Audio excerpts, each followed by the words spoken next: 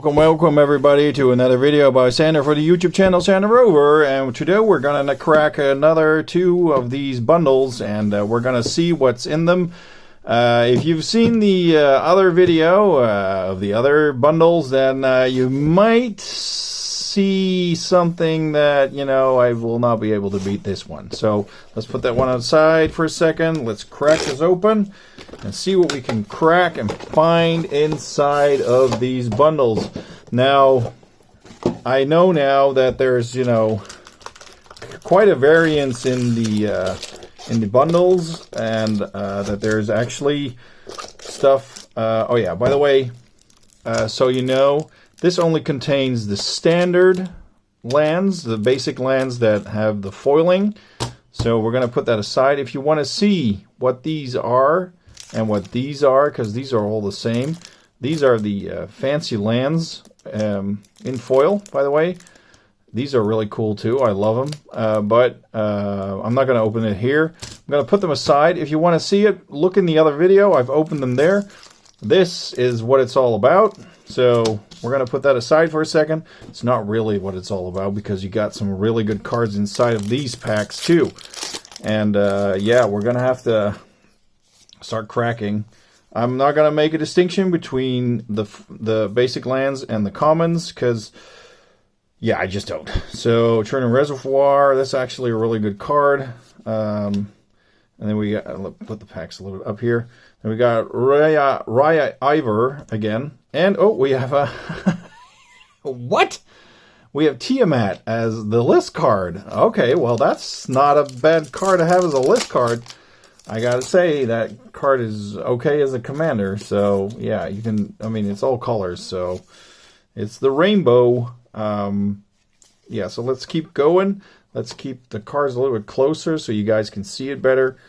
Yeah, I'm trying to find the right way to film, because I've got a different way of a different standard for the camera. So, okay, we got Jor Kadeen, the first Golden Warden. That's actually a human rebel. Wow, that dude has a lot of arms. Look at him. Jeez. Okay. And we got the Venerated Rot Priest, which everybody hates and everybody plays. And why are you here? That's a common. I don't like to play the toxic thing because people hate you when you play them. That's the only reason. I would like to play toxic deck, but I'm afraid that in Commander it's going to be a quick match. So, yeah. Argentum Masticore, and we got a common land, which nobody wants because it comes into the battlefield tapped, and then yeah, you can sacrifice it and draw a card, which is nice, but yeah, I think a different card could fit in that slot. Let's see, we got Revel Salvo, and we have a Blade of Shared Souls. Aw, and then Unnatural Restoration. So, bundles, everybody likes it. What is this? Everybody likes the cards. Everybody loves what's in them. There's a lot of variance in the value that, well, you've seen that in the other video that I had. The one box was okay. And the next one, another Raya Ivor. Gee, that's a lot of Rayas. Or Rhea, as you might want to call it, I guess. There's a lot of value inside of these boxes, but there's also boxes that are very weak. Hey, there's a Phyrexian Obliterator, or Vindicator. So, sorry, not the Obliterator, that's black. This stuff, I think these boxes, when it comes to value, I think they're okay. I think you're not gonna lose any money on them if you sell all the cards, of course. Another Venerated Rot Priest and a Glissa Sunslayer. Yeah, that one. Yeah, that's actually a really good card, by the way. That's a good card. I like playing Glissa. Keep in mind that it's a legendary, and I've heard that somebody actually has that as a commander. So, or well, a lot of people probably, but in my play group. So I'm really interested to see what that does. Blight Belly Rat, and a Seachrome Coast, and a Monument to Perfection. There it is again. 2-drop, 3-drop, hit for 9. And you do Toxic 9. Yeah. Talk about toxic, huh? And the Howling Abomination. List card. Sorry, Secret Lair card. Haste, the Howling Abomination has trample as long as you've cast 3 or more spells this turn. So you need some kind of a cheap enchantment stuff and face stuff probably. And when the Howling Abomination becomes target of a spell, yeah, there you go. It gets +2/+2 until end of turn and deals 2 damage to each opponent. Yeah, that's a interesting card. I have not seen that one, but I wonder from which Secret Lair there was, though. Oh well, there are so many Secret Lairs nowadays. You can't keep track, and I've stopped buying them. I'm not doing it anymore. In the beginning, I was doing it. I had the Walking Dead, and that was actually a really good one. The Compleat, the Phyrexian one, I bought that, and it was such a cool card, man. Cool cards with Elish Norm, and yeah. Oh, the Seed Core. Yeah, that's only for Phyrexian spells, though, for the color. But is there anything, any Secret Lairs that are not good? Yeah, there's a lot of them, and I bought a few of them, and I was like, nope, not going to do that anymore, and I stopped buying them. There's just too much crap. Another Galissa Sunslayer. Wait a minute. Didn't we start off with a Galissa? Venerated Raw Priest. No, that was a Venerated Raw. Okay, so we got 2 Galissas. Now I had a Galissa in the other other box, so yeah. So as you can see, this box is not that strong, so there's not much value in this box thus far. Urber's Forge, no, not really. So, we've got a list card, a Dominaria Power Stone Shard that you can't really use nowadays in Commander because you can only have one of those. There we go. Alright. So, for everybody who hasn't seen them before, you got 2 white, 2 blue, 2 black, 2 green, 2 red. There's something red back here. Is that the yeah, it's Sulfim, the Mayhem Dominus. And we got Luca, Bound to Ruin. That's actually cool. I like this. This is a... you'd almost think that they put this stuff in there, that, you should make a deck with it. You see now, this is an okay box. So, let's crack another one. Yeah, we're going to do another one. I'm getting the hang of opening these up, so yeah, that's actually really cool. By the way, you get a nice little photo from Elish Norm that she's posting like she owns the place. Posing, I should say posing. So we get the packs out, and put the mythics aside, and the list cards aside. There we go. Okay, so we can... The commons and uncommons, that's fine. You get another one of these, so that's where the money is. And, of course, you get one of these again and one of these. Put them aside, keep them closed, sell them off. People will always pay money for it, as long as it's sealed up. All right, get that out of the way. Here we go. Let's take another look. So we got the uncommons, and we got a Black Cleave Cliffs. So these set box packs are different than the ones that you get in a set box because they open a lot easier and they feel different, and the cards feel different. The cards feel a lot more rugged. Migloz, the Maze Crusher. Okay, and Ovika, there's the bulk rare again. It's just, oh man, I get so many of these. I could make an army of Ovikas and just slam dunk everything. How's that? Oh wait, it's not modern that I play. I do not play modern. So here, get those foils out of the way. All right, yeah, I'm skipping over the commons and uncommons, everybody. I mean, the artwork on everything, it's so cool.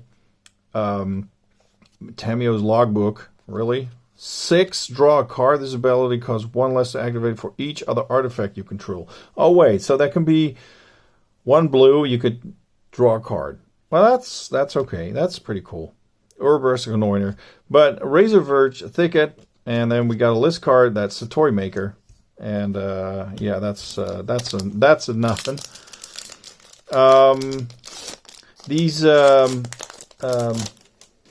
These boxes, well, like I said, they sell. They don't sell them that much anymore. I mean, there's no more stock. You cannot get more. Oh, there's a Troxa.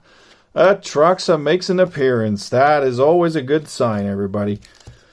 When you get a Troxa, you know you're going to get some money back. That is a fact. So yeah, if you can get one of these boxes, I would recommend getting it. And maybe even leave it sealed if you can. Yeah. Oh, there's a Mycostin Garden and in foil. That is actually also worth a pretty penny. I'm going to put it up here. These cards are, these boxes are going to be rare, man. There's not, unless they do another reprint, which, you know, it's Wizards. You never know what they do. Evolve Spinoderm and a Blue Sun's Twilight and a Blade Hold Warship as a foil uncommon.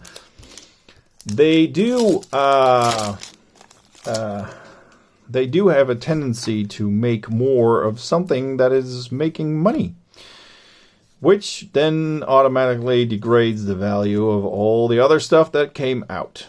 So, oh, we have a list card back there. That's a mirror, isn't it? Norn Wellspring and Necrogen.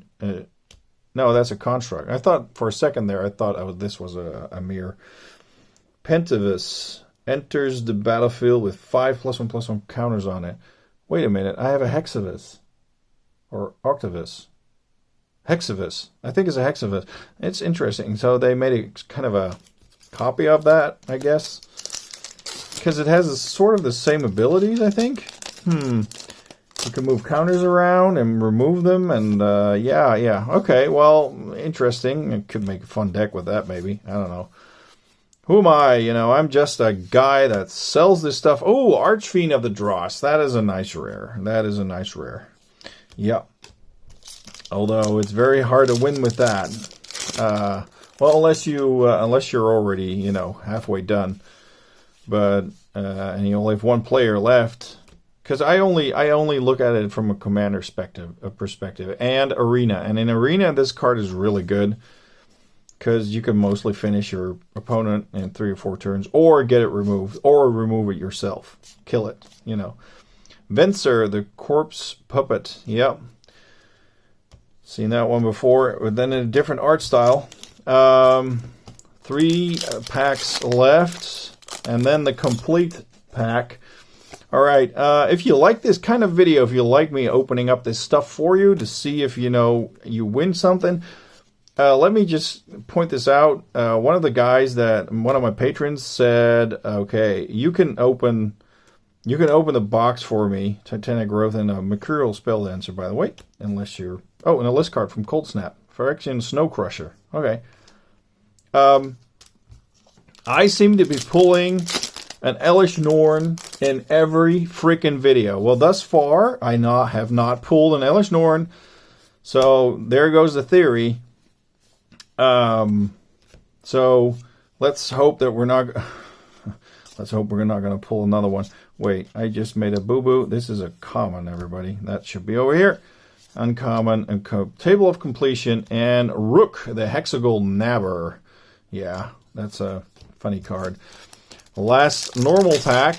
So unless Elish Norn is in that big pack or in this last one, that theory is coming to an end. I'm going to end the streak here. The streak ends. So we got a common, then we got Red Sun's Twilight, and we got an uncommon foil. There we go. All right, here we go. All right, everybody. Sniff it. Okay, open up the pack. These packs are very tough to open. These are not as easy as the other ones, so you can tell that they're from a different factory. You can just tell.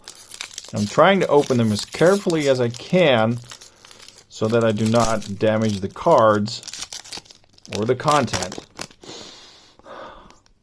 Oh yeah, that's an ink smell, all right. All right, here we go. Flipping it over.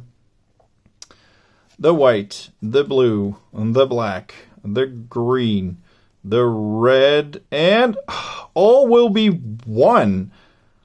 Okay. Oh, wait. What's back there? What was back there?